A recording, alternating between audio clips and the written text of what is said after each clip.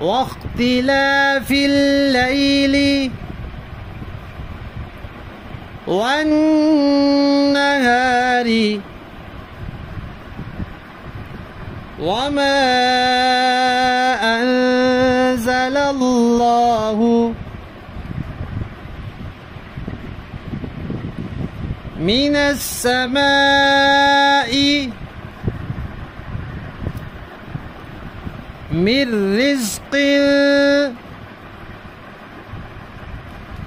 فأحيا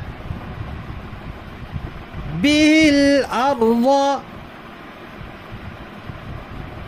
بعد موتها وتصريف الرياح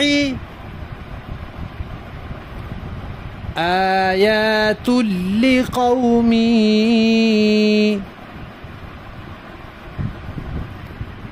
يعقلون